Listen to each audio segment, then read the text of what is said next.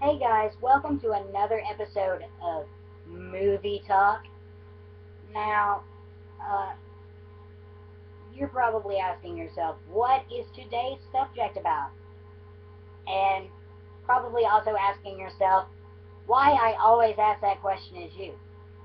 Well, have no fear because your answer lies right here. If you pay attention to the little title above this page, like right here, you would know that it's about superheroes. But not just superheroes, more specifically, a superhero movie. Now, I'm not going to go back into the 1940s, or I'm going to start right at the. We'll start right at the Spider-Man trilogy. Sam Raimi, yeah, the guy that directed Evil Dead. We're going to start at his Spider-Man trilogy because I believe that's pretty much the point where the most recent generation of superhero films kicked off, got its kickstart. Because Spider-Man came out, and people were like, "Woo, Spider-Man, Spider-Man!" And then they were like, "Ooh, that did really well." And so then Daredevil came out, and people were like, "Yay, Ben Affleck!" And then DC was like, "Well, I want a piece of this financial pie." And then Catwoman came out, and people were like, "What the fuck is this?" But we're not going to talk about that piece of shit. I've got two main points for today's rant, or as I like to call, a little Christopherson enlightenment. Number one, I'm sick and fucking tired of the origin story. If you're gonna do a superhero movie, what is so bad about starting it off after they're a hero? Now, don't take this the wrong way. I'm not saying they should never do origin stories. Yeah, they should if it's a hero that a lot of people don't know, like, I don't know, Green Lantern or stuff like that. But when it comes down to Spider-Man, Batman, and fucking Superman, three of the most known superheroes, don't do a goddamn origin story. There's only so many ways that you can say that Peter Parker got bit by a fucking spider.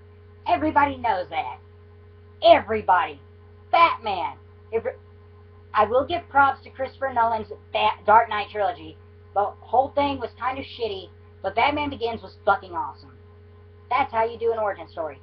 That brought its own thing to the table. It didn't just wrap itself around him being Batman, but it kind of was a more natural flow into things, and it still had excitement.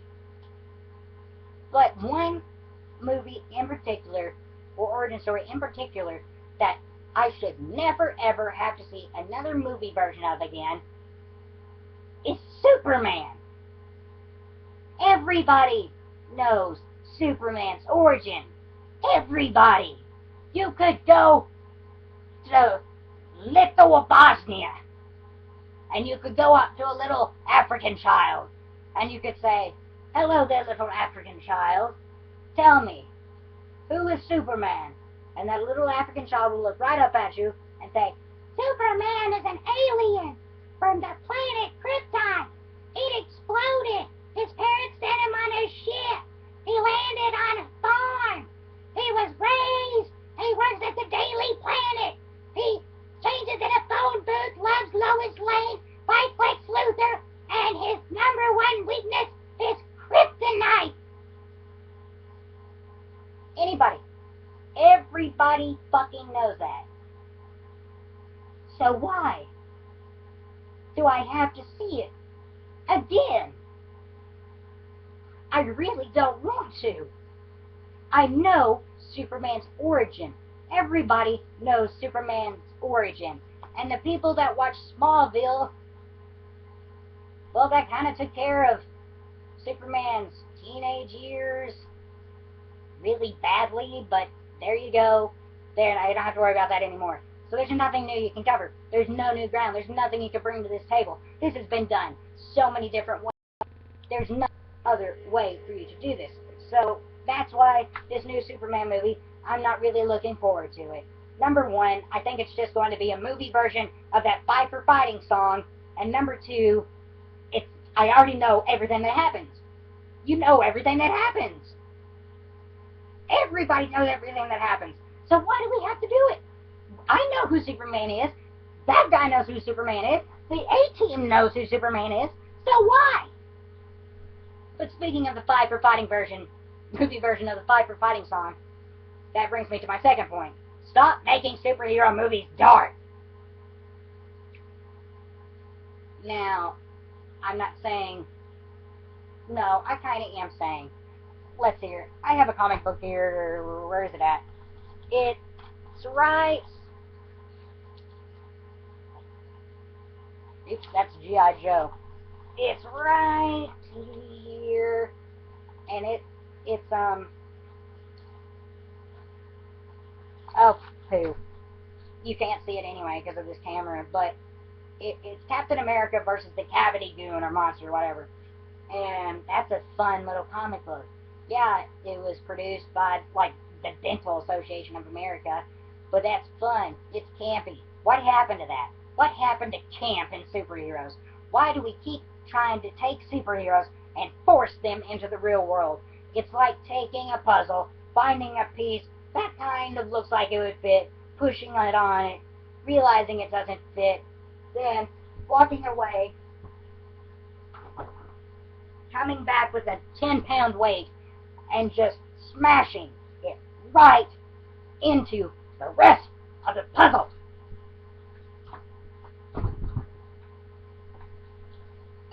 So please, for the love of everything holy, stop. It's good to have a serious superhero movie every once in a while, or to have it dark.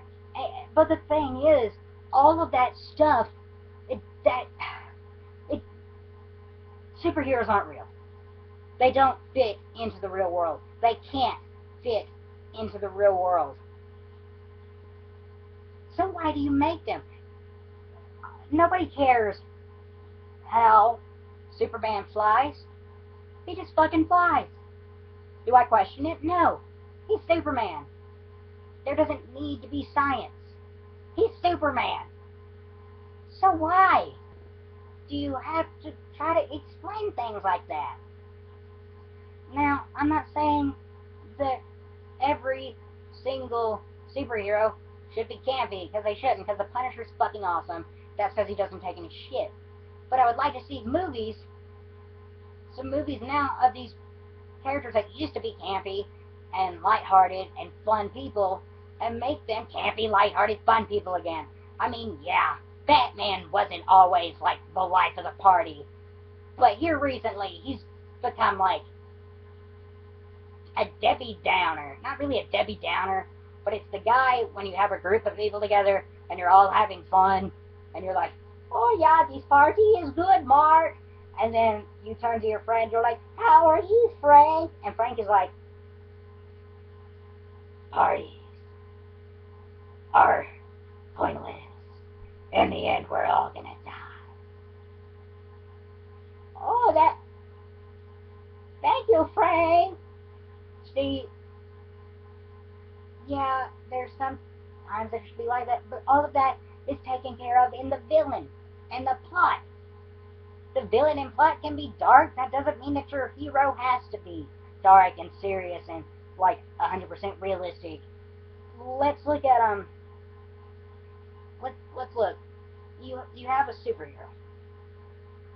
And half the time, like I said, campy, they do puns, they beat the shit out of people, they wear usually brightly colored costumes, and puns, wisecracks. That's what they do. Then you have the villains on this side. And they're bad, terrible, horrible, disgusting, cynical, just unlikable people. Not unlikable, because people like them, but they like them because they're bad. That's your serious side. That's your dark side. The villain is your dark side. He is your serious like the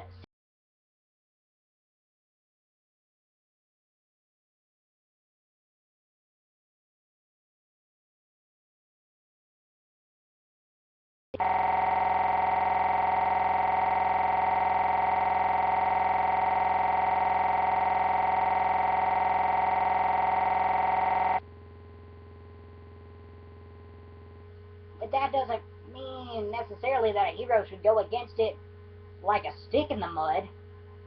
Yeah, I mean, he should kind of take it seriously, as in everybody could die.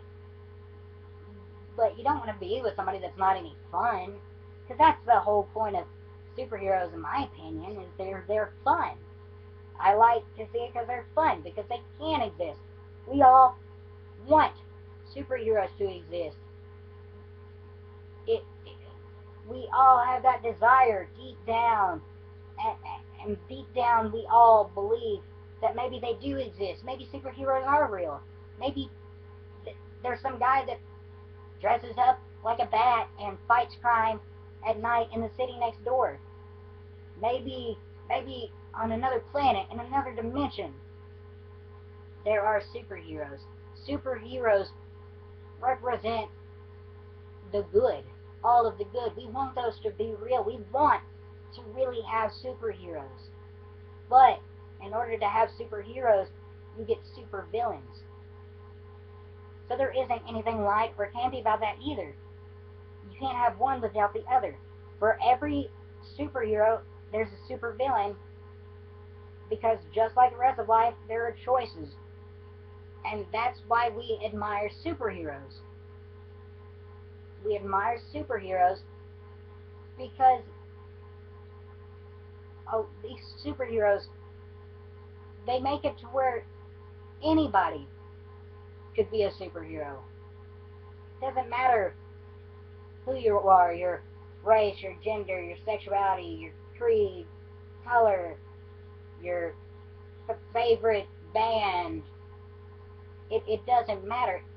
Everybody has the possibility to be a hero.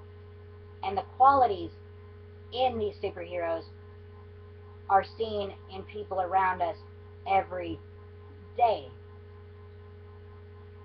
They just don't go around in capes and beat the shit out of people. And we admire that.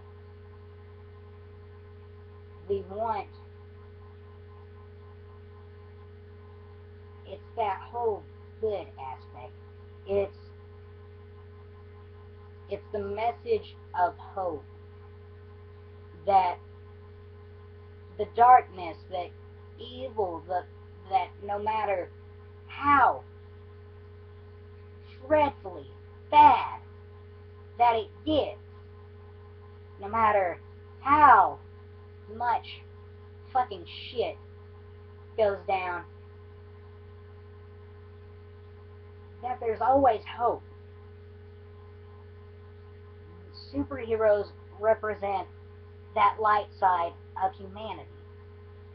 They represent people with various personalities that have a sense of humor, that lighten people's days, that can make even the grayest of clouds and darkest places a little bit lighter. And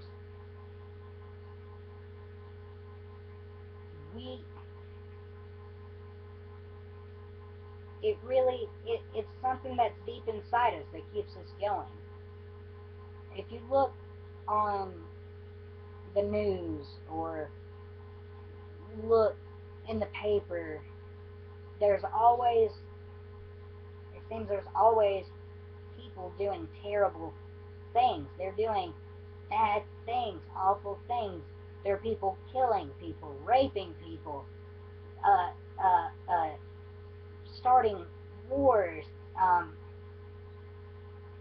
so much.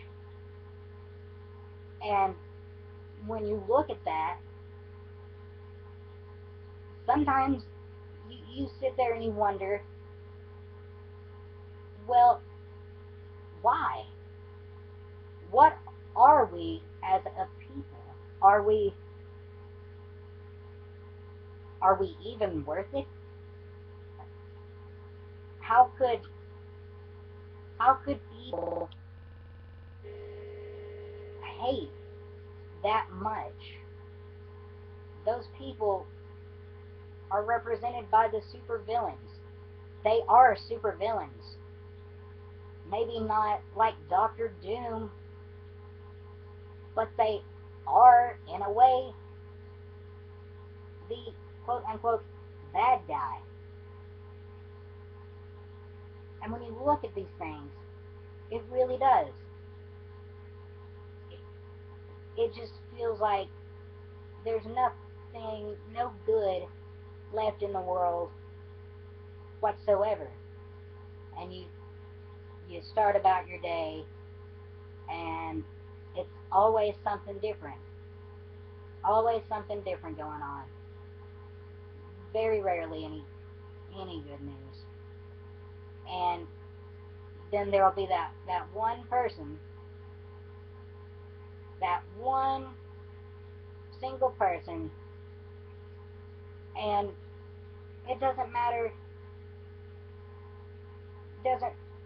what they do doesn't even have to be that significant. They could just smile at you as you're going into a building, or you could drive past a family outside throwing a football, or somebody just saying hello. And it really rekindles your faith in humanity. That's your superhero. That is why it's already based in reality. You don't have to force that puzzle piece in there. It's there. We can relate to these people. We want to relate to these people. We can believe that they really exist in that world because we want them to really exist in that world. And we all want to be like them. And so, I don't know, I really don't have much to say other than that. No matter how bad things get,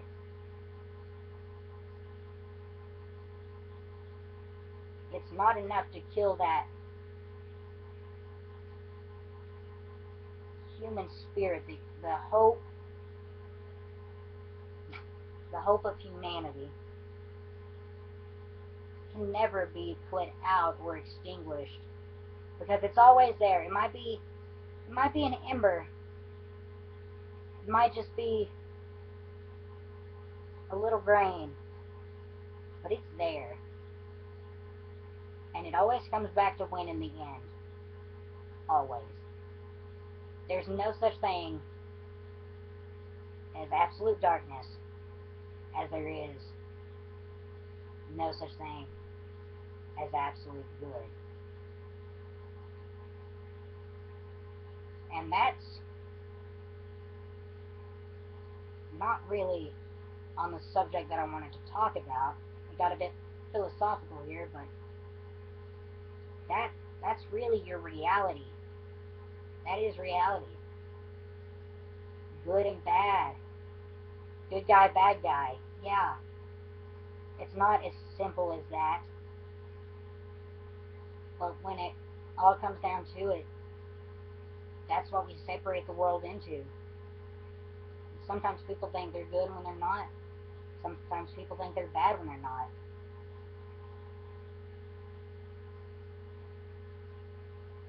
But, yeah, that's all I can say. So thanks for listening to Movie Talk / philosophical one-way argument. And tune in for my next episode, which I'm probably going to literally record here in a minute. But, thanks. Keep it coming. Hit the wrong button.